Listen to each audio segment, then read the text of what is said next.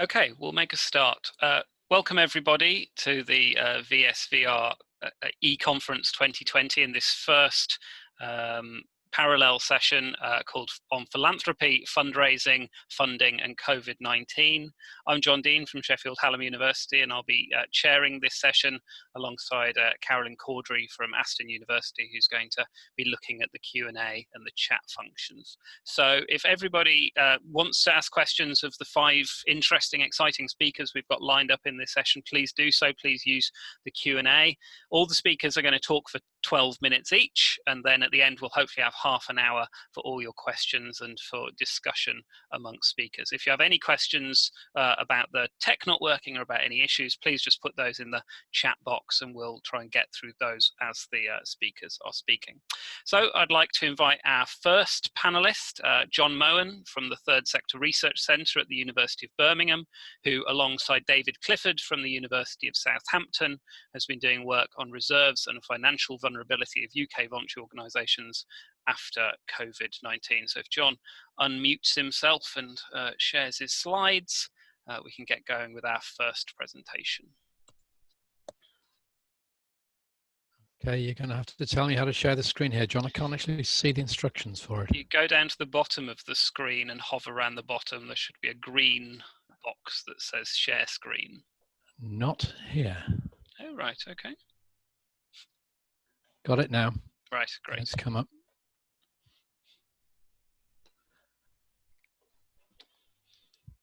Can you see that? No, I cannot, unfortunately. If you click stop screen sharing and then, there we go, there it is, there we are. So if you just from beginning. Perfect. So you should see a slide with the UKRI logo. Okay. Yep, that's the one. Okay, well, it's about reserves, not financial vulnerability, but I hope it will contribute to debates about vulnerability. In one of the earlier presentations, there was a comment about the lack of hard evidence about the numerous small-scale bits of research that are coming out and the difficulties of drawing together findings from them. So we're taking a bit of a step back from that and using administrative data to provide a disaggregated picture of the financial position of charities, if you like, on the eve of COVID-19. I should say this relates to the largest organisations. It's those with incomes and expenditures of greater than £500,000, which complete what are known as Part B returns to the Charity Commission for England and Wales, in which they include a statement of their reserves prepared according to a consistent accounting framework. And we're going to, one of the points I'd make in kicking this off is there's actually quite a lot of stability in the distribution of reserves over time. There's actually some arguments looking at 10 or 12 years of this data that the financial position of organisations had been improving in recent years, having recovered to some degree from the 2008 recession. And the issue now is, of course, what the effects will be. But reserves are a key, are of great value to organisations in terms of providing financial flexibility. A lot of the literature in this field was kicked off by papers by Tuckman and Chang on various indicators of the financial robustness or otherwise of organisations in the early 1990s.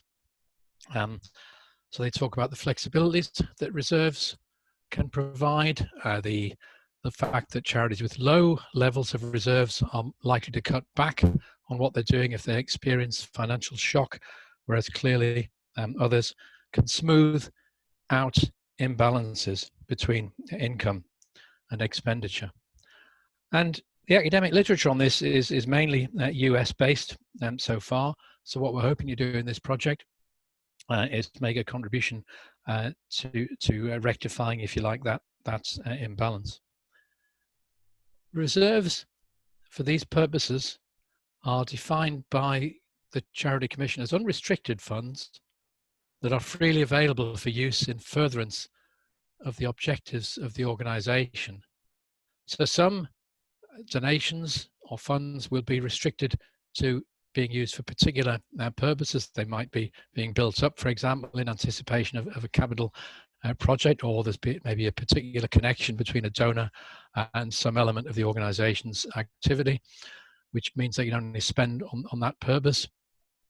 It excludes endowments, permanent endowments of organizations, and it excludes fixed assets such as property, where it's the kind of thing that you might anticipate an organization would not wish to dispose of because it's a potential risk to the operation of the charity's activities.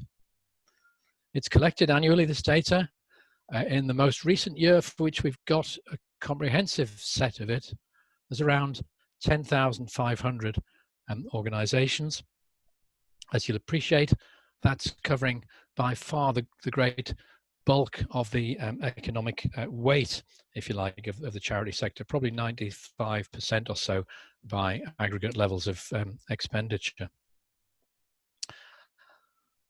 Reserves, of course, are something that organizations themselves need to take decisions about. There's no definitive guidance on it. The Commission simply advises organizations that they should make an appropriate assessment of risk depending on their unique circumstances. And one can imagine there are tensions in making decisions on this. Resilience on the one hand, the need to minimize threats to the existence of the organization, but on the other hand, they mustn't tie up reserves excessively because there's clearly public perceptions that organizations should spend in accordance with their mission. And guidance suggests that organizations should use the best evidence reasonably available, which might include things like historic data on their own finances and performance, or comparisons against charities working in similar fields.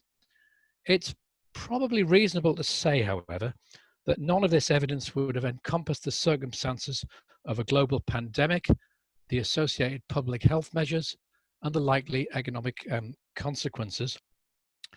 And therefore, it's pretty reasonable to suppose that the charities didn't build up reserves with COVID-19 in mind.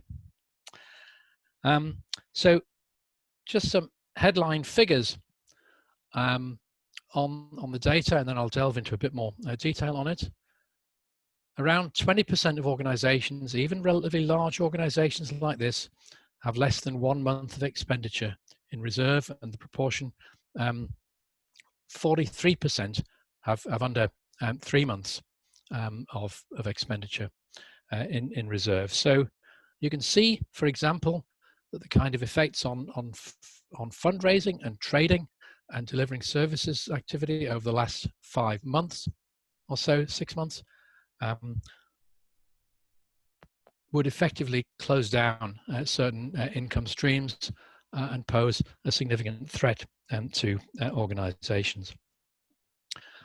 What we do in the paper is look at the ratio of the reserves that organizations hold to their headline expenditure.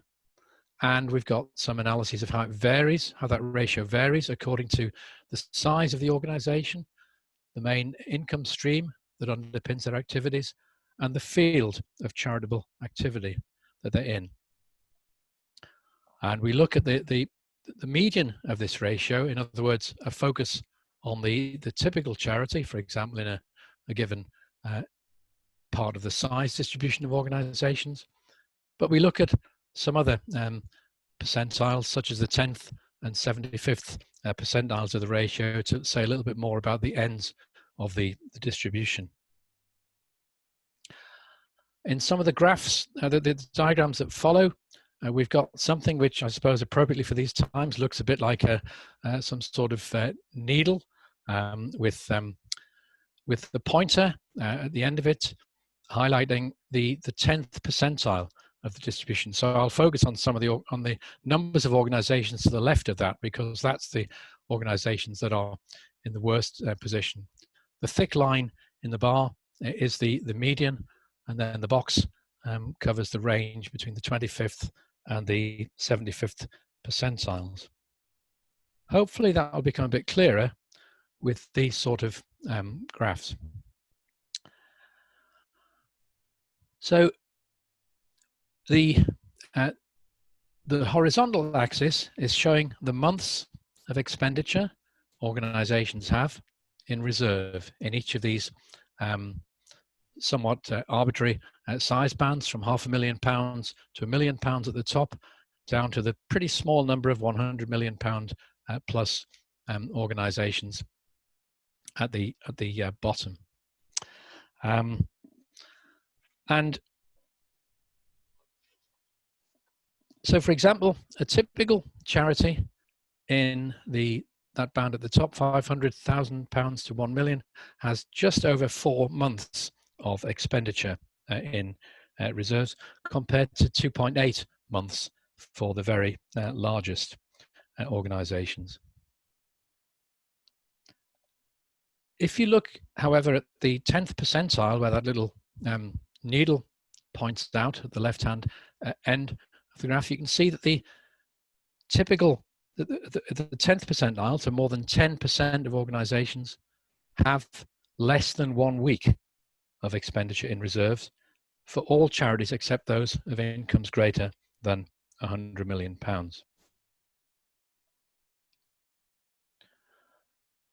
We do see we're able to use this data in a very broad brush way to look at the income streams of organizations. The main, that is the majority income stream.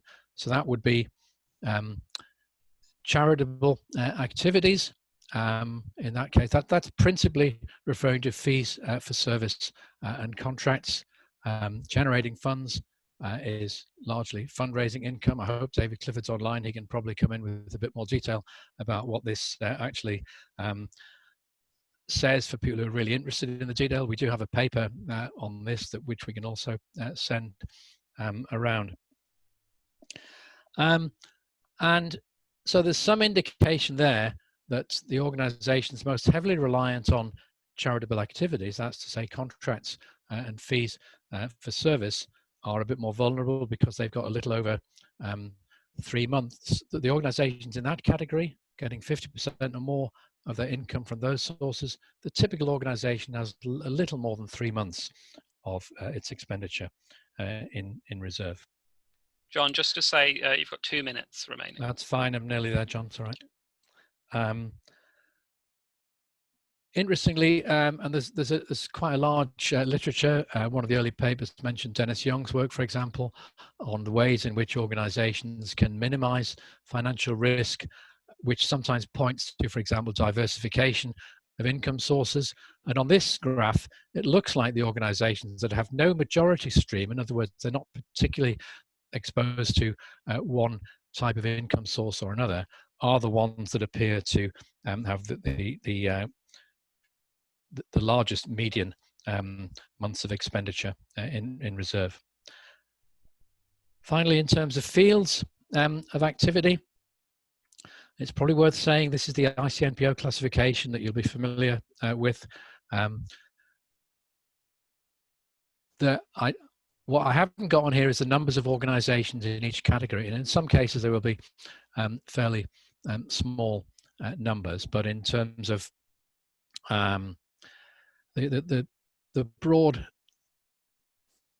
overview of that, it looks as if there's some health-related entities, particularly at the top, medical research, some broad brush health-related categories such as nursing homes, hospitals and rehabilitation, and animal protection, which in this category I think also includes quite a lot of things like wildlife reserves, do have a reasonably good position in terms of reserves compared to, for example, culture and arts or international development activities at the lower end of the distribution.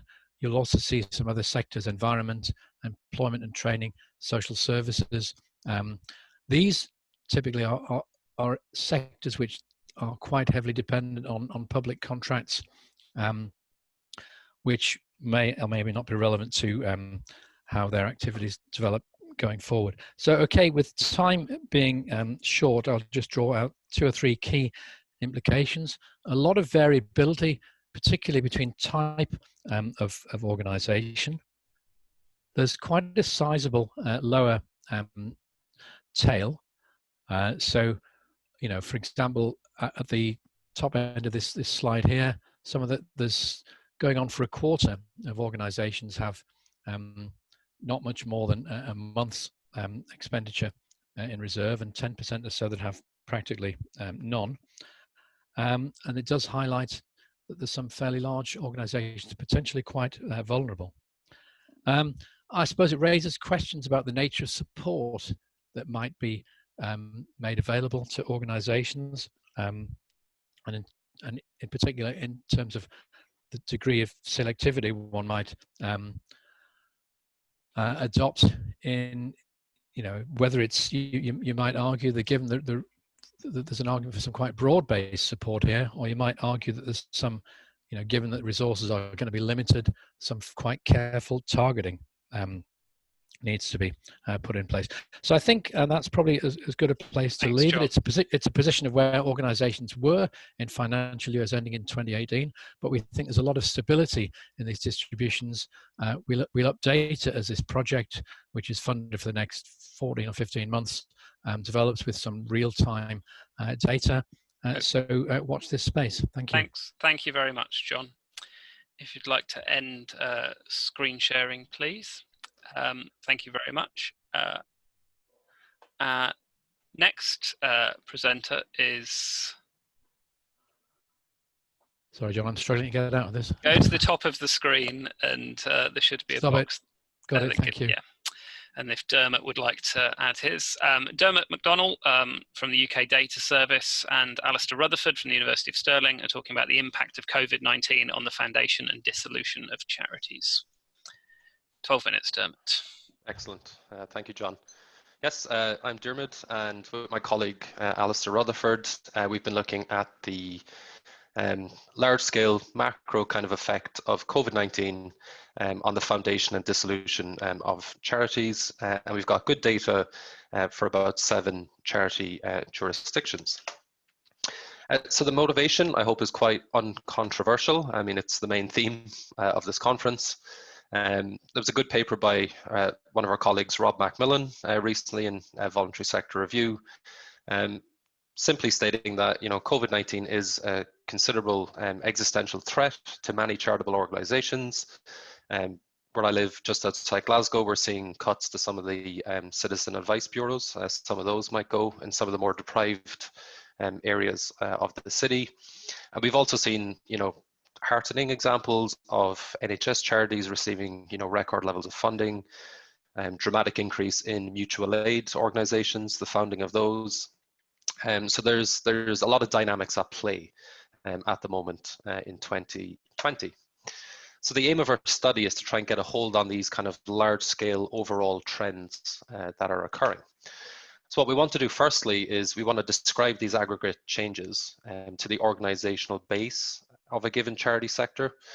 So for example, in England and Wales, are we seeing more or fewer charities being registered this year than in previous years? Are we seeing more charities deregistering or being removed from the charity register, for example? So we want to get a sense of those macro level changes.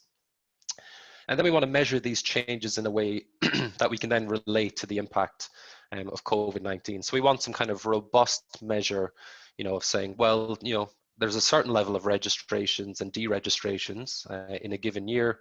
What proportion of those can we attribute to the impact of COVID-19? And then we want to unpack that effect of COVID-19, because it's not a single thing, right? I mean, it affects the behavior and the circumstances of charities themselves, and it's obviously influenced the operations of the regulator, and we've had to shift to home working, different priorities. So we have 2 different contributions to the impact of COVID-19 in a sense, and where possible we want to disaggregate those. So where we're getting our data from, it's all publicly available, so thank you to the regulators, especially the 7 we list here. So we've got the 3 UK regulators, around Tibet and Cousins, Australia, New Zealand, and we've got data for Canada and the USA also. So we're working with the Register of Charities, the census or the list of organisations that have charity status in each of these jurisdictions and are registered with the regulator. Our analysis, it's unfortunately informed by the excess deaths analysis that you may have seen the Office for National Statistics produced during the last couple of months, and I'll explain how that works. So basically, we want to start with measuring the observed monthly numbers of registrations and deregistrations of charities in 2020. So for example, in Scotland, we want to say that 120 charities were registered in January 2020. What we want to do is we want to compare what we observe with what we expect. So basically, we want to look at all of the Januaries in Scotland for 2015 to 2019 and say, you know, the typical amount of registrations. So on average, for a January in Scotland between 2015 and 2019, there were 200 charities registered. And then what we want to do is we want to compare what we observe for a given month in 2020 with what we'd expect based on previous months. And that gives us what we call the excess events analytical approach. Excess is a bit misleading because, of course, there can be fewer registrations than expected. So really what we're interested in is the deviations from what we expect for a given jurisdiction in a given month and what we expect based on prior trends. And we'll see very clearly in the graphs how this actually plays out. We're not really estimating statistical models or trying to do anything causal or deeply robust in that sense just yet, but we're still informed by a conceptual framework. You know, so very simply, the number of excess events we observe for a given jurisdiction in a given month is a function of what we expect. So there's a baseline level of registrations and deregistrations that occur in every year.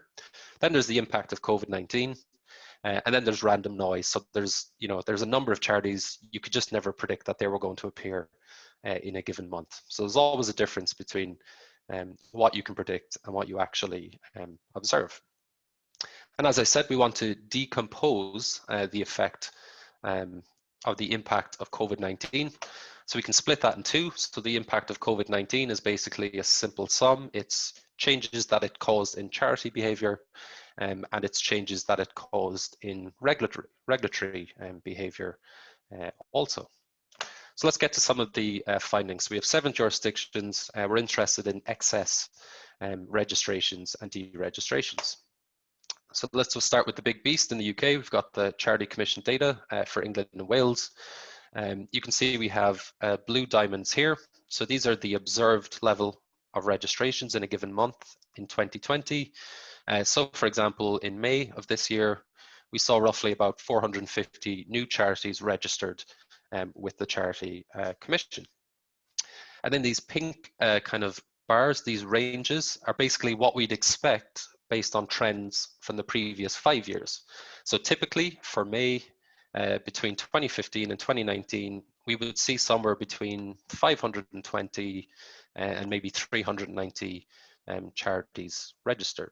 So in May, what we observed is basically in line with what we'd expect based on previous years. The exceptions to that, of course, are in February, where we can see we had actually many more registrations in England and Wales than we would predict. And it's the same in March. August at the moment is an outlier because it's a function of when we collect the data. So we collected data last week, hence all of the registrations for August are not included in the data download. So what's the cumulative impact of these monthly variations in charities being registered? So what we can do is we can plot this blue line here, which tells us how many charities have actually been registered. So overall, by August of this year, we have about nearly 3,500 new charities registered in 2020. This straight line here is what we'd expect, this dashed line here, what we'd expect based on previous trends. And as you can see, there's not much of a difference. Basically, the charity sector in England and Wales, in terms of new charities being registered, is pretty much where we expect it to be. We can't quite say whether the same types of charities are being registered, so we haven't disaggregated in a way that John has in the previous presentation. But at an overall level, in terms of absolute numbers, new charities in England and Wales are pretty much where we'd expect them to be. But it's different in different jurisdictions. So here we have New Zealand, and we can see a much more variable pattern in registrations. So in February, we had slightly more charities registered than expected. April, slightly less. Same in May, and now we're starting to see, probably some declining registrations as well. And that builds up to an overall picture. So again, the dashed line, what we'd expect nearly 1,000 charities in New Zealand to have been registered this year. In fact, we're only seeing about 600. So it's still early days, it's still only August, but in New Zealand, there are fewer charities registered than expected. What about deregistrations, or what we've called removals from the charity register? In Scotland, it's been almost persistently lower than expected removals. That obviously counters somewhat the narrative that there's going to be a culling of organisations in the charity sector in lots of jurisdictions. We're not seeing that yet in Scotland. In fact, we're seeing fewer charities being removed, which obviously also means that more charities are still registered than we would expect. And that builds the cumulative picture again. We have far fewer charities removed from the register this year than we would expect based on previous years. So finally, two more jurisdictions, just to give you a different flavour. Australia is the same as New Zealand in terms of new registrations. It's well below what we'd expect based on previous trends. Very tentatively, I would suggest that Australia and New Zealand are just geographically and I suppose maybe politically closer to China, and that's where the outbreak initially happened. So maybe charities and Australia and New Zealand society just reacted faster than we did in March with our lockdown. That's speculation at this point, but it's something we can explore. 2 minutes, Dermot. Yep, thank you, John. Then we have the interesting perspective of Canada, where we can only get 3 months worth of data up to March on removals from the charity register. So we don't know what's happening with deregistrations in Canada at the moment. Yeah, it's a mystery, unfortunately, in terms of the publicly available data. So some quick reflections on what we've found so far. It is too early to draw, I think, firm conclusions on whether there's been a culling of organizations due to the impact of COVID-19. I do believe the prognostications about the dire impact it's going to have on charities, not just their incomes and their finances, but their actual existence. But we're not seeing it that strongly in any of the jurisdictions just yet. Now, that's probably linked to the behavior of regulators since lockdown happened. So we know from discussions with the Scottish charity regulator, Oscar, that the lower level of removals that we observed are in part due to shifting regulatory priorities. So we do know that the removal of certain legal types in Scotland, known as SCIOs, that was held up considerably due to lockdown. The regulator shifted their priorities, they focused on different things. So we do know there are probably quite a lot of organisations in Scotland that would have disappeared by now, but just haven't been able to legally remove themselves from the register.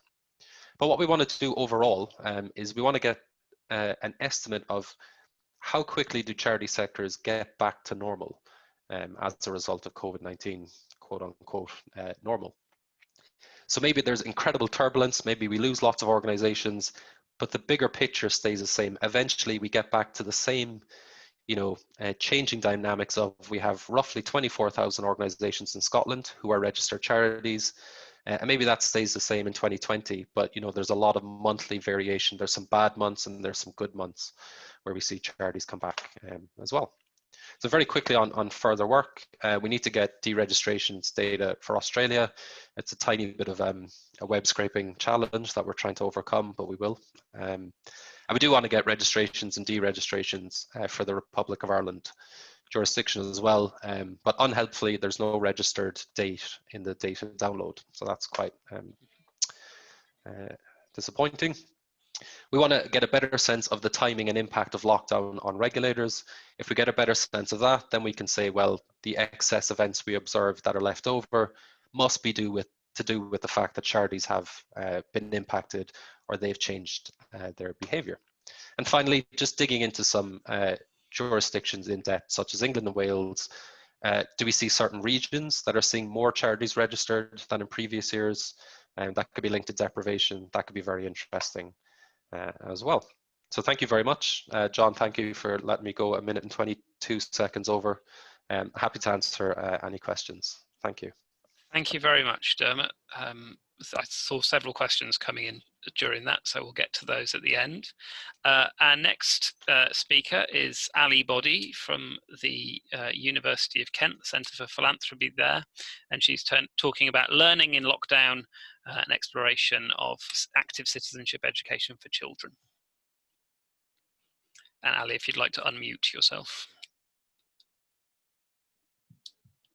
Brilliant, thank you, John. And first, apologies. As always with these online things, my camera has suddenly decided it's going to refuse to work today. But hopefully you can all see my slides. We can. Do you want to go to the slideshow and the start from first slide? Okay, can you see that okay? Yeah, that's great. Brilliant. Excellent, I'll kick off then, thank you. So this presentation takes a slightly different approach. It's a very qualitative piece of research looking at what children and young people have potentially been learning in lockdown about philanthropic citizenship.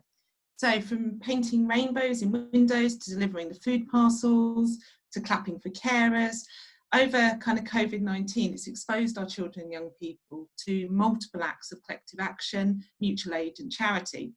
So as a result of this, new spaces and conversations about civil society, community care, charity and giving have sprung up, very much inspired by local, national and international events, from our community responses to COVID, to Captain Tom Moore fundraising for the NHS, to the Black Lives Matters movement. And in this period of time, a number of civil society organisations who traditionally worked with schools to promote various forms of character and citizenship education, including philanthropic citizenship, developed, released and promoted a number of resources to the general public to support home learning. So many versions of these resources had previously just simply not existed, or if they had existed, they existed in a very different format, or perhaps behind paywalls, only accessible to schools at a cost. So the promotion of these resources over lockdown has provided a really unique opportunity for us to understand how children and young people are being encouraged to learn to give, and the pedagogical approaches adopted by different organisations working in this field. This research starts with a very simple assumption that cultivating philanthropic citizenship is good for individuals, the environment and society overall. I define philanthropic citizenship as a dimension of citizenship behaviour associated with intentions and actions that produce public benefit, for example, volunteering, social action and charitable giving. Whilst to date there's been very little academic focus on how we cultivate the philanthropic citizenship of children and young people through education, there is growing scholarly activity in this area, and it's normally rooted in much wider discussions. So for example, there's quite a lot of interest around cultivating giving behaviour that's often rooted in discussions about pro-sociality, education and moral imagination. And although there's been relatively little attention from voluntary sector scholars in how children are socialised in giving and developing pro-social behaviours, has been discussed more widely in education and psychology literature. So I think this presents really good opportunities for some cross-disciplinary work. However, subsequent governments have been very interested in cultivating philanthropic citizenship amongst children and young people, even if they haven't given a lot of detail about how. So this was really evident in Labour government's excellence in education and the Every Child Matters papers. And whilst Labour promoted ideas of character and citizenship programmes intertwined, ideas orientated around focusing on character but were developed, the idea of character was then very much developed and solidified and gained political traction under the Conservative government from the coalition government in 2010 onwards. So character education focuses on fixing individuals in society rather than fixing social problems. When we consider this in terms of giving, character education tends to focus on engaging people with charitable giving and service volunteering. Whereas whilst citizenship education still focuses on giving and volunteering, it seeks to critically engage in wider social problems and how to solve them, including activism, challenging inequality, injustice, and unequal distributions of power. However, it's the narrative of character education which is very much dominating at the moment. It's very much promoted by government ministers, DfE and now Ofsted. So as a result, many charitable organisations that promote giving and social action in education have adopted very similar narratives focusing on this character education. So consideration of different types of citizenship programmes in schools is very politically charged. So how we view society, how we view the society that we live in fundamentally shapes what type of citizen we feel we need in society. So for example, Westenheimer broadly identifies 3 types of citizenship programmes which he has seen in schools, particularly in the US, but I think can be applicable here as well, and the underpinning assumptions about how we view society. So we have the personally responsible citizen. This is very much shaped around the character education that we're talking around. Here, there is an underpinning assumption that basically improve the individual and improve society. And a good example here would be, this is a citizen who would give to a food bank. We then have the participatory citizen, who is, and these are programs that encourage children and young people to get engaged in their local community, but not necessarily question the underpinning causes. So again, if we use our food bank analogy, here we're thinking about the children and young people who organise a collection for the food bank, but again, not particularly engaging with why food poverty exists and why we need to have the food bank. Social justice orientated programmes are tended to create citizenship where we really do question those underpinning causes. So again, if we're using our food bank analogy, this would be saying, well, actually, it's good to give to a food bank. We can arrange collections for a food bank, but simultaneously, we need to question why food poverty exists and why the food bank needs to exist. And we need to question the structural inequalities that underpin that.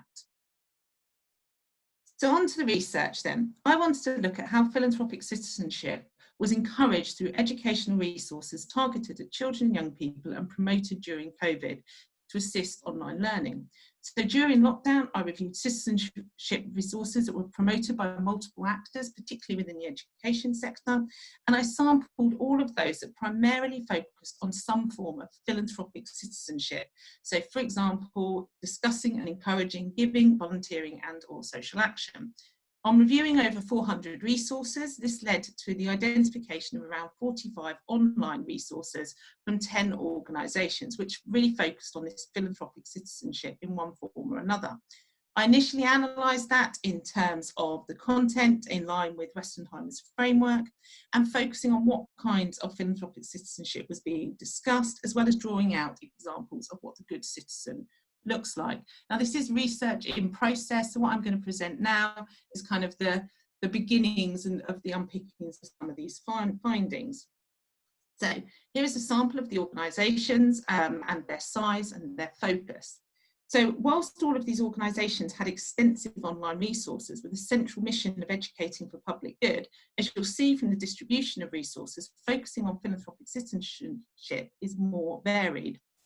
However, while some organisations may have fewer resources, some were very extensive in nature. So for example, organisations 6, 8 and 10 here, each only had around 4 or 5 resources. However, these were extensive packages of support, including links to videos, PowerPoint talks and wider signposting. Whereas organisation 2 had the highest number of resources, these were often individual sheets or very short workbooklets. So analysis of the online resources using Westenheimer's framework of different kinds of citizenship programmes allowed me to broadly define the underpinning pedagogy of each of these resources and identify the types of citizenship programmes that are available. So of the organisations, half of them, 1, 2, 3, 7 and 9 here, prominently promoted personal responsible citizenship, consistently framed in character education programmes. The programmes focused on acting responsibly in the community and individual acts of kindness, such as litter picking or giving to charity. Organisations 3, 6, 8 and 10 had resources which in the main presented a sequence of resources developing ideas from personal responsibility to participatory citizenship, moving into age-appropriate reflections on social justice orientation. For example, critically assessing social or economic structures. And organisation 5 was an interesting anomaly, presenting a social justice orientated resource which didn't have any kind of participatory examples. So in this case, the resource was rather disconnected from individual or collective action, identifying significant inequalities in society and why they exist, but offering no real engagement or discussion about how one would potentially engage with this. So reviewing the personally responsible focus programmes revealed some really interesting commonalities across the resources and organisations.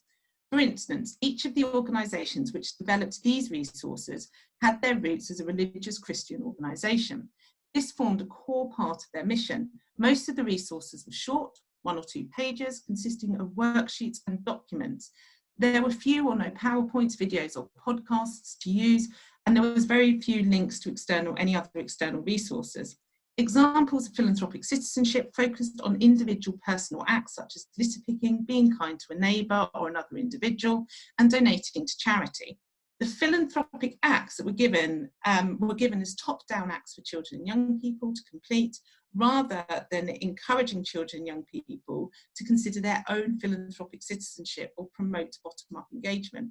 Taking a more critical view, examples presented of children doing good predominantly focused on girls engaging in helping and kind behaviours, such as baking cakes for charity, whilst boys formed the majority of the examples of doing acts, such as gardening, taking the rubbish out for a neighbour, or cleaning a vulnerable neighbour's car. Got two minutes remaining, Ali. Brilliant, thanks. 2 of the organisations in this group predominantly produced resources to engage children in fundraising for their own organisation. Within both of these, methods of fundraising and ideas were shared, but almost no information was provided about the cause or the issue that lay behind it or the political context. What was also really interesting here was whilst these organisations badged their resources as being appropriate for learning in lockdown and to help children learn citizenship skills, these were all resources that were produced pre-lockdown and then just shared in lockdown. So alternatively, organisations which developed resources framed around social justice were almost all context specific, rewritten, redeveloped or developed from scratch in response to lockdown, COVID and current affairs such as Black Lives Matter. Children and young people were encouraged to research, critically inquire and consider their own personal responsibilities and participation alongside critical engagement with the wider power structures around that issue. So, for example, alongside detailed and careful consideration of the Black Lives Matter movement in one resource, Key Stage 2 children were introduced to Extinction Rebellion and given opposing views on the purpose, role and methods of XR and asked to consider their own views and actions in relation to environmentalism. Resources were more dynamic, including links with news articles, podcasts, YouTube videos, etc.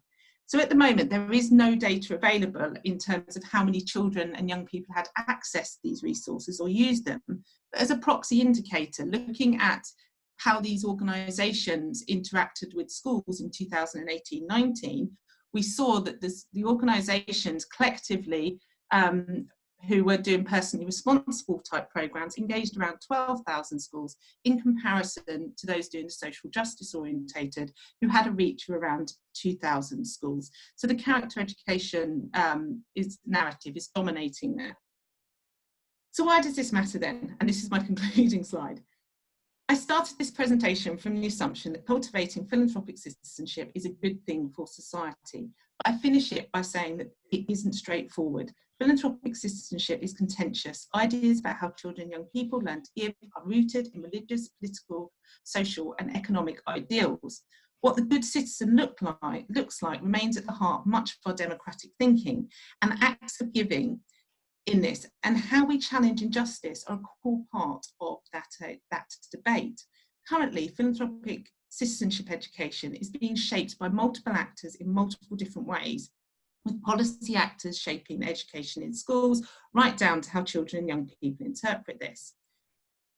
I argue that some actors are having far more power at the moment in this, meaning that the character education is dominating, and this can be problematic.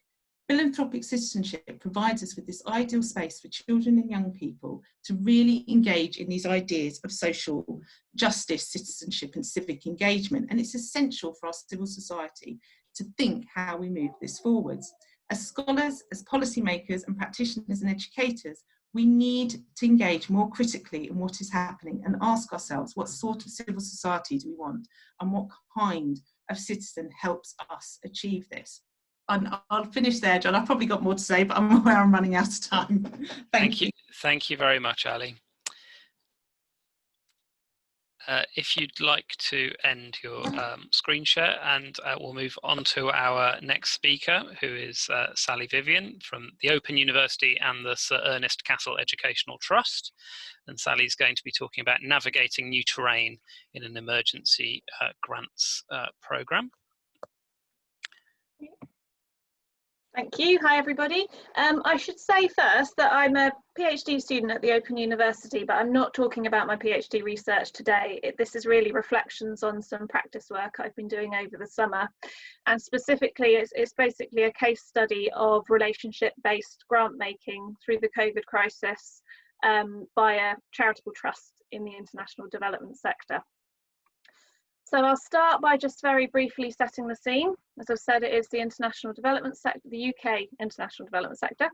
And the first point is that this part of the voluntary sector, as with the wider field, is very heterogeneous, both in terms of the size of the organisations that are in it and the focus of their work. So 4 of the largest 10 charities by income work internationally, but there are actually about 7,000 in total. And around 400 of them you kind of class as medium sized with professional fundraising outfits. So that leaves several thousand much smaller, often volunteer-led kitchen table kind of charities. One of the tensions in the sector that's relevant for the funding is that the orthodoxy is that development work should really be grassroots and from the bottom up. And this is linked to how grant making works with the biggest funders, which are basically the Big Lottery Fund, Comic Relief and Department for International Development, as was, where grants tend to be quite prescriptive and really focused on paying for results on the ground. And there's some critique of that and discomfort with that among some of the UK charities.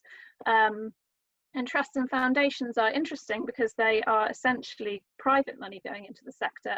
They have the potential to be much more flexible in how they fund and look much more at kind of process and relationships and longer term outcomes with these, particularly with the kind of middling size charities. So just to talk a little bit more about the funding landscape broadly before moving on to the case study.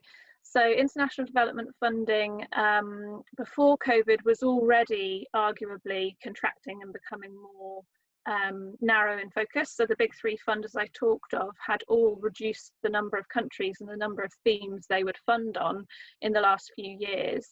And that left some charities that were really kind of dependent on those grants out in the cold, essentially. So income diversification has been a big trend. It's been really important to the survival of charities in the sector, and public fundraising in particular has been a big part of that. But again, this is something that was already under threat before COVID hit. The kind of the proposed and now achieved merger of DFID with the Foreign Office is kind of linked to the wider political debate that we have about aid and to what extent we should be giving aid. And then, of course, there were the major scandals, starting with Oxfam in 2018, which is thought to have done damage to trust in the sector and public giving. And then COVID came along and posed a particular challenge to public fundraising because people couldn't run marathons, couldn't go to dinners, etc. And it's interesting in John's presentation to note that international charities had some of the lowest reserves, so kind of another factor of vulnerability there as we went into this crisis. And now I'm going to move on to talk about the case study, which is the Sir Ernest Cattell Educational Trust, and how we responded as a funder to the situation our grantees were finding themselves in. So just very briefly to give the background of the trust, it was started in 1919 by Sir Ernest, who was a financier and philanthropist, with a capital of £500,000, which in today's terms is about 25 million. So it was quite big when it started, and it had specific aims with regards to adult education, which were achieved quite early on. And then over kind of the century that it's existed, the trustees have focused on different groups that are excluded from education. So in the last few years, we've been funding education projects internationally. And in 2018, the trustees actually came to the decision to spend out and wind down. It had become quite a small, quite, I guess, scattergun grant maker, and there was about 1.5 million left in capital, and the decision was made to try and have a bigger impact with what was left. And the focus of that final strategy became girls' education in sub-Saharan Africa and East Asia. And in last year, 3 grants were awarded, one to a project in Zambia, one in Nepal, and one in Pakistan. And we were actually unable to award a 4th grant, which meant that there was a little bit of capital remaining. And that's the situation we went into this summer with. So we became aware kind of quite early on in the COVID-19 situation that charities were going to really struggle. Public funding, I think our minds had all turned a little bit more local. For example, the Disasters Emergency Committee didn't come out with their public appeal until July, months after the big night in and Captain Tonmore's fundraising, etc. So we could see that the international charities were going to struggle, and we were hearing from our grantees that their fundraising was really being hit by it. And because we had this bit of capital left, we realised something could be done. Should we do something?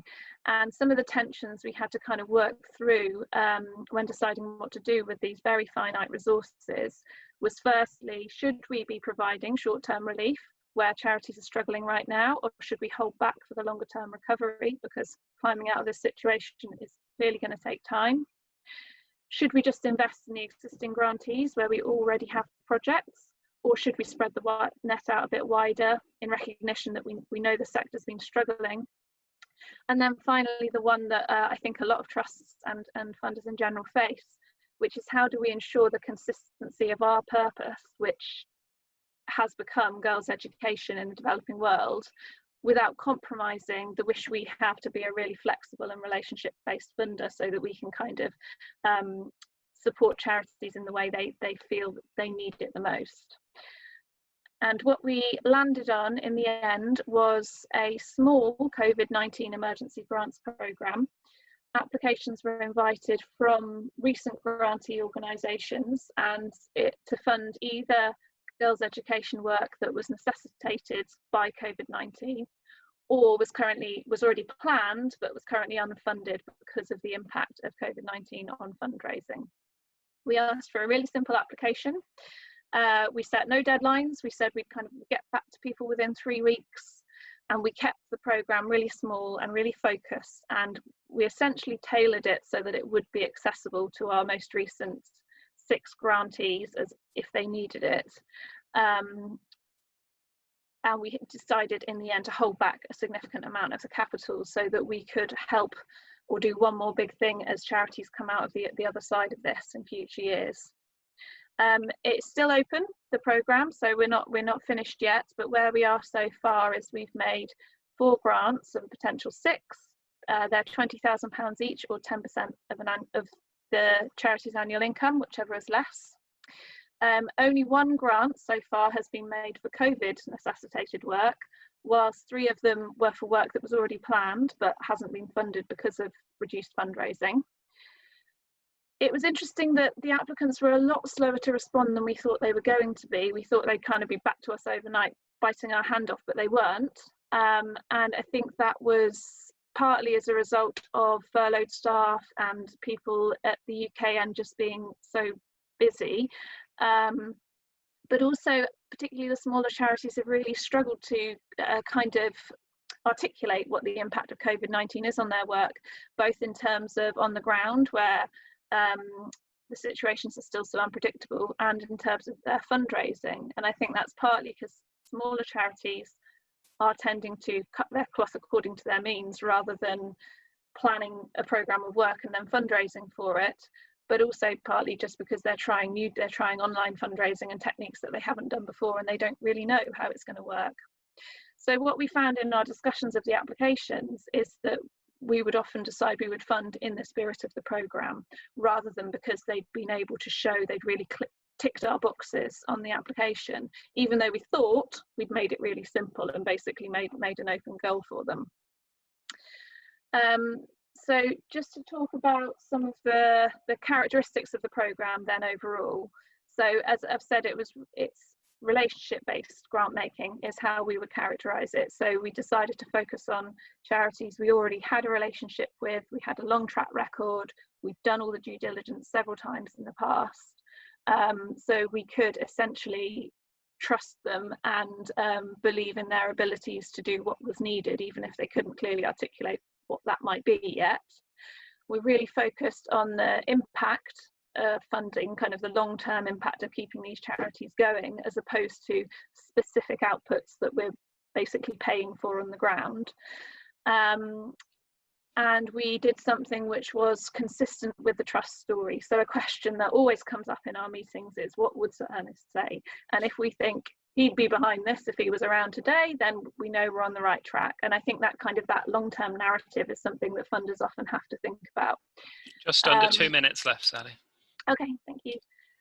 So, but equally, I would say that's probably where we made ourselves less flexible than we'd want to be for the charities, because we had to stick to girls' education and the strategy we'd set ourselves, whereas completely unrestricted money would probably be more welcome. And that brings me on to the limitations. Obviously, what we've done is tiny. It's a drop in the ocean, and it's quite specific. And also, to be frank, we didn't coordinate with other funders. We have very few resources. We wanted to do this quickly. We decided that wasn't something we had time to do. We do think from our networks and what the grantees have told us, that what we've done is kind of in tune with a lot of trusts who grant make in this area, but we didn't formally coordinate with anybody. So just some concluding thoughts. There are no easy answers for charities at the moment who've relied on diversified fundraising strategy in the past, particularly those that have relied on public fundraising. That uncertainty presents challenges both in terms of fundraising, knowing what's going to come in the future, and work on the ground. So a lot of the charities are planning to have a normal academic year in their countries, but whether that will happen, we will only really know in the next few months. The needs are likely to deepen over time, particularly in girls' education internationally. You know, the longer girls are out of school, the harder it is for them to get back in. And that's true, I'm sure, with a lot of different causes. But relationship and trust-based philanthropy, I would argue, can work really well in a crisis because it can be quick and responsive and relatively flexible. And it may be part of the solution to charities getting through this difficult time and rebuilding at the end. So that concludes the presentation, but I'd love to hear any questions at the end. Thank you very much, Sally. And finally, in this session, we have Leslie Alborough from the University of Kent, who's going to be talking about the Great Fundraising Furlough Swap, exploring the development and implications of fundraisers furlonteering during the COVID-19 lockdown. Hi. Can everybody hear me? Yes, we can hear you.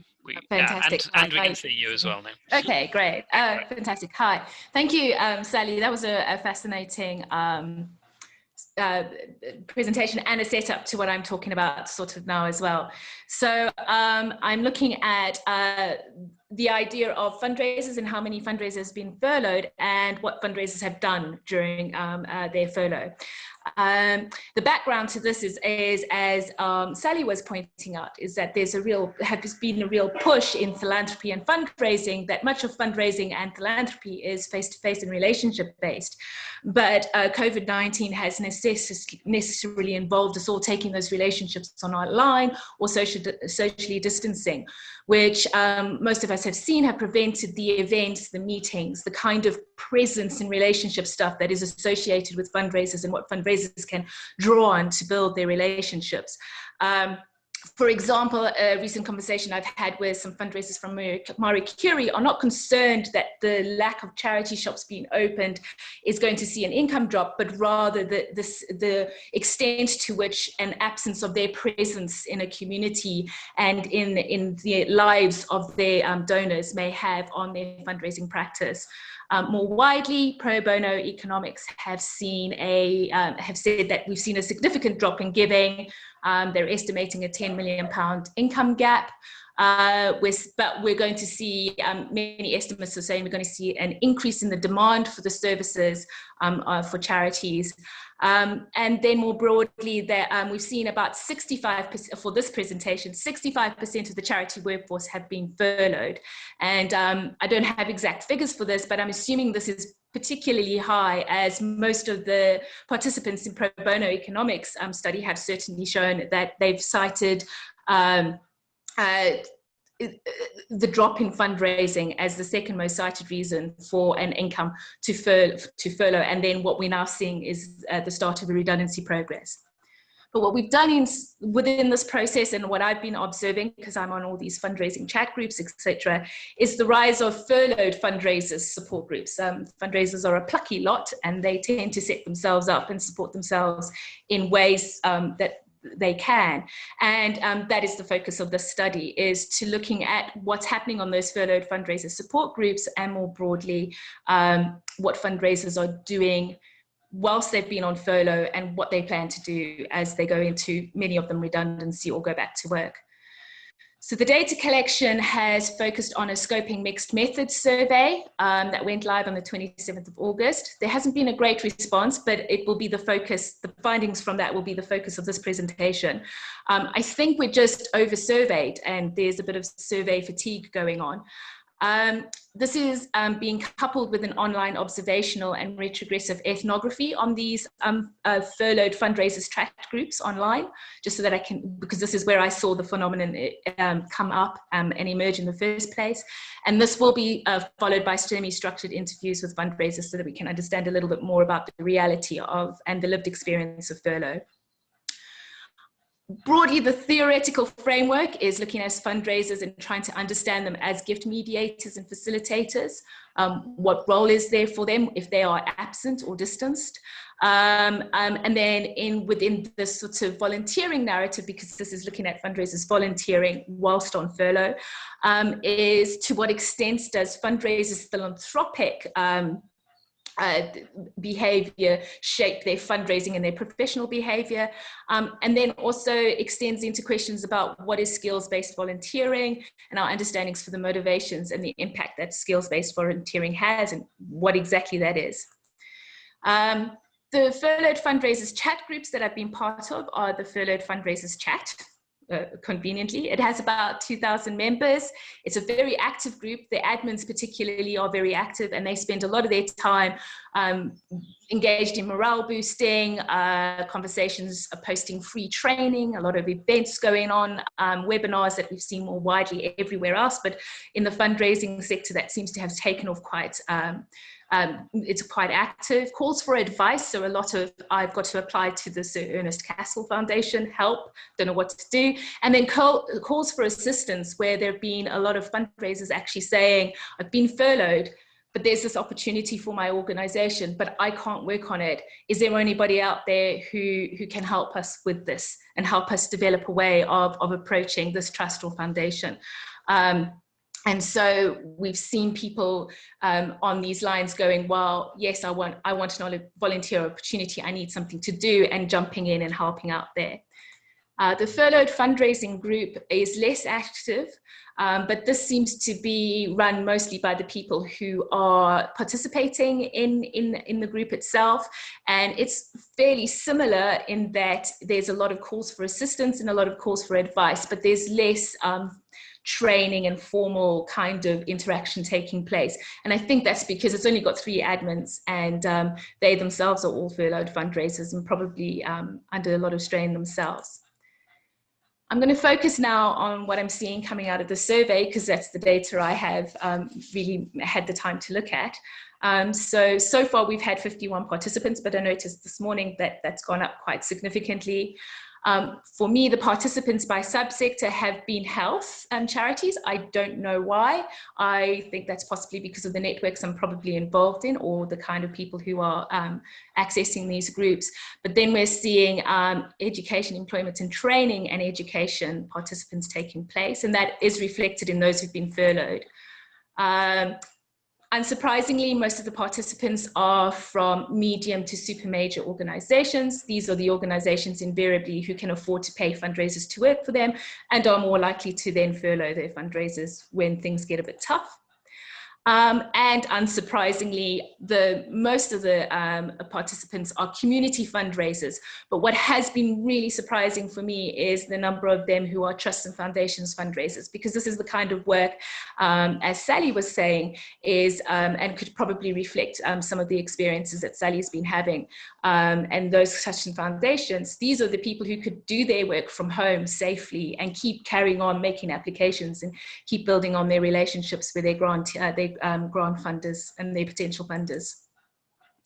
So out of the group of fundraisers that have been furloughed, there have been 29 furloughed fundraisers. Most of them on a full-time basis, and some of them are now returning to work. Most of them are being made redundant, which is something we will need to have a conversation about more widely. Once again, most of them have come from the health sector, many from the international development sector, and then culture and recreation, and then several others. What has surprised me is how many of them come from large organizations. I don't know if that's because large organizations have been able to have the resources to understand and access the furlough scheme more significantly. I don't know, we need to unpack that a bit more. And then most of them are community fundraisers, which is largely events fundraising and mass fundraising events and that sort of thing that we've seen just a massive decline during COVID for obvious reasons. What was interesting in this space is that 21 of these fundraisers have said that they have volunteered their fundraising services to other organizations whilst they've been on furlough, and 14 of them have offered what they call ad hoc support, so providing training events or doing wider research. And these range from, and what they do seems to range from writing grant applications to doing prospect researching. There's one person who's taken on one of these furloughed fundraising track groups, who's taken on the job of actually creating a database of all the trusts and foundations that are providing grant givers who have COVID funds, and then pointing fundraisers to these funds and where they can apply for them. Lots of chat about social media support and how to take everything online and manage those processes, but a lot around strategy advice and development for fundraising as well.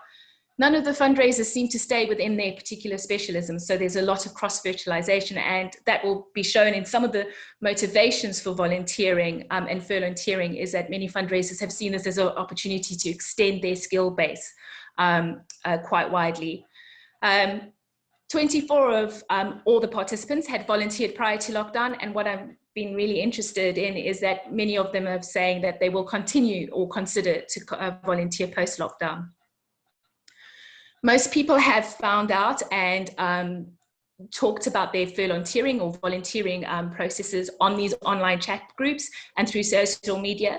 But for me, an interesting finding is that they're doing it through a shared connection. So there's obviously a lot of conversations going on between fundraisers, and there's that relationship that kind of still develops, and that direct ask that triggers someone into volunteering or giving help. I'm running out of time. 2 minutes left, okay. Leslie. All right, well then, and then reasons for furlonteering is that mostly people wanted to stay connected and they wanted to develop their skills base throughout. Reasons for pre-lockdown volunteering has remained pretty much the same as what you're seeing in the motivational literature in volunteering. And for me, the reasons for post-lockdown volunteering have been interesting. It's that people want to continue having a purpose in helping people. But I really, for me, what is important is that they're seeing this as a space where they can continue to develop their own skills and grow and develop their own careers and their own, extend their fundraising skill set. As I say, most of these fundraisers are now facing redundancy, which is a conversation that we'll need to carry on. In the qualitative side, what we are seeing is that people are feeling very demotivated, but they're still needing to be needed. And I think this highlights the important part of the relationship part and the presence part of fundraising, that there's been this attitude and this question that we can just translate everything to online and it's going to be immediate. What has come out strongly for me is that reiteration of the relationship side and of fundraising and managing philanthropic gifts, and that this is about there's an opportunity here. We can change the way we do fundraising, but people still have to be in presence and be talking and connecting with one another, both their colleagues and those whom they're seeking grants from. And I think Sally's presentation suggested that take-up has been slow, and that is an indication that if there isn't somebody like a fundraiser managing that relationship, what happens to that fundraising relationship and the ability of funders to respond quickly within a relationship space. Of course, there's all that fundraisers have sought well-being and connection through volunteering, and furlonteering has offered them that, but it's also provided them with an opportunity to understand how their sector works more broadly, which I think might be useful. And relationship still matters. Sorry, I'm going through these quite quickly. I'm happy to make these slides available. So for me, there's also been interesting an interaction where fundraisers are seeing their volunteers differently and understanding volunteering differently, which it seems to be an interesting finding for me. So for me, the next steps with my research, I think hopefully we have questions about, do we need to understand the intersection between volunteering and fundraising, and fundraisers and other roles within organizations better? We certainly need to make better decisions about how resourcing decisions for fundraising and staffing are made, especially in light of this idea between the balance of long-term resourcing relationships that are needed and that have become important in keeping the income coming in, versus income drop. So planning not just on that income drop, but planning for those relationships that need to take place in order for those the fundraising to be sustainable. For me, what was really interesting was the absence of discussion of digital fundraising generally in the survey. People are not seeing this as a long-term option. This is going to complement their fundraising, but it's not what they see as carrying them through in the future. I think that we're also contributing to narratives around resourcing. Is resourcing about an economic argument, that income drop, or is it about the broader conversations that we have in the sector about relationship and connection? And where does fundraising and fundraisers, where do they fit into those conversations? And the place for fundraisers as gift mediators within those narratives. Okay. Thank you very much, Leslie. Sorry for taking so long. It's okay. You weren't the only one. So. Thank you. Here we go. Okay, thank you very much. We've got about 20 minutes for questions and discussion, and Carolyn's been keeping a track of the Q&A as it's been going on. So Carolyn, are there any questions that you'd like to kick off with from the audience? Yeah, we've got questions, and we've got questions from the audience, and we've probably got about 3 minutes for each person to have their minute in the limelight. So just before we run out of time. But so Leslie, we could start with you, and I just wondered whether you think or found that there could be a difference in the role of skill-based volunteering while the person's unemployed, so they're furloughed, as opposed to when they were employed and volunteering as a skill-based thing. So there was a difference, certainly in the motivation. So those who were volunteering prior to lockdown mostly indicated that they weren't using their fundraising skill set at all. They were getting involved because causes were important to them and they had other fundraising. Certainly those who are indicating that they want to, those who've volunteered during lockdown, it has been about using their skill set, extending their framework, being professionally useful, I suppose, is part of the process. I need to engage with the other literature a little bit more to understand that. And certainly those who are indicating that they want to volunteer post COVID-19, I think they're beginning to see that there's an interaction between what they do in their day job and what they'll do at volunteering. And that's certainly their professional identities, and the fact that they care and are so involved in their own work is something that they would like to extend more broadly. That's the sense I get. But I think it's a bit too early to make a lot of these assumptions, because I'm just looking at a survey at the moment and reading a lot into it. And it's very interesting for you to look at the relationships and the need for relationships that develop over a long time, Yeah. whether or not you're bringing money in, which I guess brings me to Sally. And I can't see Sally on the screen, but there she is. And you talked a lot about relationships, and I wondered to what extent the principles that you used at the Trust would be applicable to other funders, other philanthropists who may not actually think about relationships, but more about sort of dropping money into little pockets. So I don't know if that's too hard a question to ask you at this point. No, yeah, I think it is more widely applicable. And I think it is quite common among trusts and foundations, even where they're doing kind of individual grants. You know, that relationship does build up over time. And we have talked to lots of charities and trusts who have found they've got that confidence in the current crisis situation that they already know they can believe the approach, they can trust in the approach of grantees to the extent that they can give more flexibly at this time. I mean, ours was a tiny case study, but I think it is happening more broadly across the sector. And actually, having been a fundraiser in the sector for 15 years, even with the bigger grant makers who I was a bit critical of, actually what sits behind those grants is a relationship. And that's absolutely crucial in fundraising. And I think what Leslie was saying about how lots of fundraisers are being made redundant is a little bit worrying, because I think the key to recovery is going to be having some consistency in who's dealing with who, and kind of the organisational memory of how funding has been used in the past. Yeah, it sort of raises interesting questions when organisations are setting up to respond to issues, COVID issues, and they may not have those relationships. So that's another area that needs to be drawn out more, isn't it? Yeah, absolutely. And did you have any of those types of new organisations that might have said, well, we're doing something really important in a local area with education? We didn't in our programme, because it was by invitation only right. to previous grantees.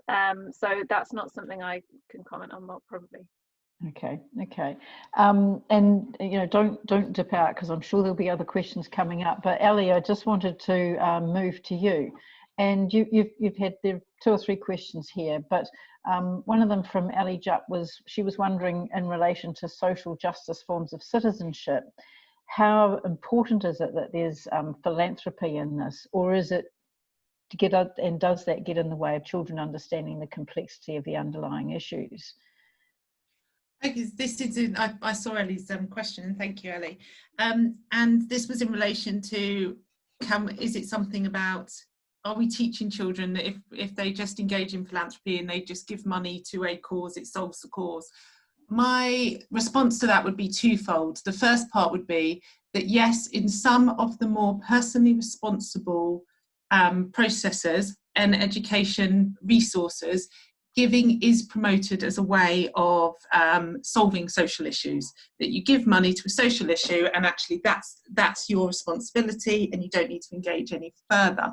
I would say the socially just orientated philanthropic citizenship argument would say that actually it's about widening our understanding of what philanthropy is, and that it goes beyond giving and it goes into actually engaging with the cause and giving of our time, giving of our thoughts, giving of our campaigning energy. And so actually it's about a reframing of what the word philanthropy means and moving away from this idea that philanthropy is literally a transaction or exchange of money. And I think the socially just orientated citizenship programs, where I feel that works well, is when they form that narrative and they move away from that. Yeah. And a quick one from Laura. To what extent is the character education for young children still represented in the university student volunteering organised by universities? Now, you may not be able to answer that, because I know that you don't necessarily study university students, but do you see that character education coming through, do you think, in your own students? Or Well, so actually I've just started a study. I am trying to look at across education from early years right up to higher education. So I have a little bit of knowledge in this area, but it really is just starting out. And what I would say that we're seeing there is, first of all, I would say character education is dominates across all key stages. And especially into secondary education as well. And I think in universities, we do see some of that coming through. We do see some volunteering opportunities presented very much as the individual, and it's good for your CV, etc. But I think we also see a space of some really innovative stuff happening as well that goes far beyond that. So immediately I can think of the organisation Student Hubs, that works with a number of universities and in really innovative ways to encourage social action that engages with root causes and challenging some of that. So actually, I don't think there's a huge difference between what we see in primary education and what we see in universities in terms of the diversity of opportunities and learning experiences. They're just targeted at different age ranges. Okay, thanks. And I've got some questions for both John and Dermot and their co-authors. So perhaps we might ask Dermot to start off and then go to John. So both of you have got data that's either slow in coming through for Dermot or self-reporting for John. So part of the question is about how much your conclusions are limited by that. But the second question is, do you think the financial jeopardy narrative is overblown, or is it well-funded that we're hearing in this sort of COVID era? So Dermot, if you could, with that, we've probably got some other questions we can pull up. Yeah, thank you. On the first question, it's very much a waiting game. This is work Alasdair and I are only beginning. So we have a few months of data, but we're nowhere near finishing this. So I think it is unfortunately a waiting game to see the true kind of turbulence and the true effect of COVID on the removal of charities. Alasdair can probably say more in a moment about disaggregating by the type of, let's say, disappearance of a charity. Are they simply still operating as a company, no longer a charity, etc. Yeah, on the second question, maybe the impact, the financial jeopardy, I think as it always tends to be, is overestimated, but I wouldn't say overblown. I think that really masks the fact that this is going to be pretty devastating on the charity sector in terms of numbers of organizations and just financial resilience. So not overblown, potentially overestimated. I can add briefly just on the. Alison. Sorry. Yep. No, just briefly at the end there on the data. So there was a question about what it tells us. I mean, the challenge is that these excess events are a mixture of impact on the regulator as well as impact on the charity. And at the moment, we can't decompose these. So it's not that we're saying, there's fewer deregistrations, everything's fine. If anything, I would say the takeaway message from the data is that we can expect a spike in deregistrations because of the impact on the regulator, and that some of that will just be catching up. And it's only by looking at this historical data, doing this time series analysis, that we'll then be able to decompose what is actually in effect at that point and what is the kind of catching up as the regulators recover. So I'll just add that briefly. Yeah, thanks. John. Okay, thanks. The accounting point and the self-reporting point. Well, at this point in the charity size distribution, these are organisations that are given some fairly standard instructions about the criteria they're supposed to use to prepare their accounts. There's around 10,000. Well, for the 12 or 13 years we've got these data, there's between 7,500 and 10,500 of them. So there may well be some variation, but with those sort of sizes, I think in terms of tracking general patterns, I think that's going to be small scale noise. I can't see any reason to suppose why the accounts will be prepared differently as between organisations, say, with a different funding mix, but there are specialists around who may know a little bit more about than me, but not to the point where I think it would undermine the main conclusions. There's some points which are really, I suppose, could be grouped under the argument that I think it's the quality of survival that matters here, as opposed to the getting into the nitty-gritty of some of the measures, somebody raised a point about dormancy of organizations. We do pick that up. You're right. In the financial history of charities, we do see organizations that return a succession of zeros and then apparently come back into life. And organizations are perfectly at liberty to do that. So quite a few certainly linger. As to a definite notice of demise, one of the things we're trying to do, Alasdair and Dermot's working with me on this project funded by UKRI, are beginning to look at charity, at companies, at charitable companies, and when they cease to trade, they're supposed to file a notice of that with Companies House pretty much instantaneously at the point at which they do that. So for that subset of the charity population, which is 20,000 plus organizations, we're beginning to scrape some data on that, and over the course of the project, the next 15 months, we should get a sense of the extent to which there are spikes, excess mortality, as Dermot put it, in at least those. As to whether things are worse and its relationship to previous trends, I mean, I'll tweet some of this, but David Clifford did some excellent analyses about the previous recession and its effect on charities and their survival prospects. But in terms of the present situation, over the last, well, one of the things we've done is put together various financial history records for charities, which now cover the best part of the last 20 years or so, from which we can see we get a sense of organizational trajectories, whether they're fluctuating, declining, going up or down in terms of income and expenditure. And so with that as a kind of baseline, we're going to be in a good position to assess how far this situation is worse than previous trends. Obviously, that does take time because of the grace period within which charities report income and expenditure trends. So the jeopardy narrative, you know, we've had the announcement of the sky falling in on a fairly regular basis for about as long as many of us have been researching in this field, and apocalyptic surveys telling us that X% of organizations feel they won't be here 2 years from now. I'm not sure how many of those predictions have stood the test of time. But if they only had 2 months reserves and they've had 6 months without income, then there's going to be a few more zeros, aren't there? We think there probably are. Yes, we think it's going to be worse. But and at this point, you know, it depends. It's an expectation rather than a sort of definitive statement.